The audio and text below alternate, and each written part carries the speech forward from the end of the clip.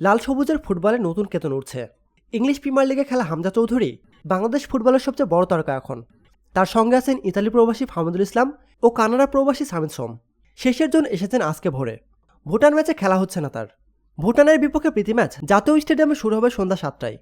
2016 সালে ভুটানের কাছে হেরে 16 মাস আন্তর্জাতিক ফুটবল থেকে নির্বাসনে চলে যায় বাংলাদেশ। শেষবার ভুটানের বিপক্ষে 2 ম্যাচ সিরিজের একটিতে জয়। গত বছর সেপ্টেম্বরে প্রথম ম্যাচে 1-0 গোলে জয় পায় লাল সবুজের দল। পরের ম্যাচে একই ব্যবধানে হেরে যায় তারা।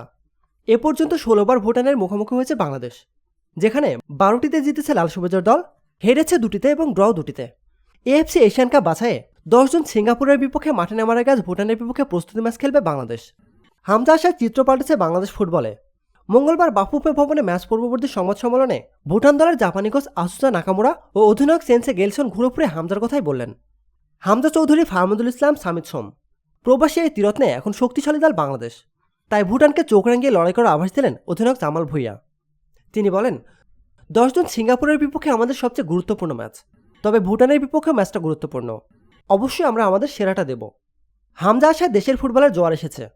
সংবাদ সম্মেলনে রেকর্ড সংখ্যক মিডিয়াকর্মীর উপস্থিতি তারই প্রমাণ। অনেকে জায়গা না পেয়ে মাটিতে বসে পড়েন। সেই দৃশ্য মোবাইল ফোনে ভিডিও করে রাখলেন জামাল। পরে এক প্রশ্নের উত্তরে বাংলাদেশ অধিনায়ক বলেন, আমার গোটা ক্যারিয়ারে এই প্রথম এত সাংবাদিকের উপস্থিতি দেখলাম। এখানে প্রথম দেখছি এত সাংবাদিক, কিন্তু আমার কষ্ট লাগছে আপনাদের নিচে বসে থাকতে দেখে।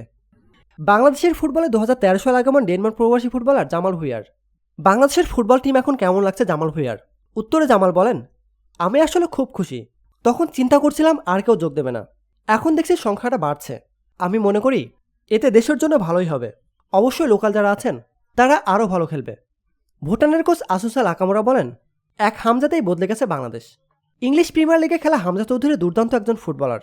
কোচের কণ্ঠে সুর মিলিয়ে অধিনায়ক চেঞ্জের মন্তব্য, হামজা দারুণ একজন ফুটবলার, সে ম্যাচের মোড় ঘুরিয়ে দিতে পারে।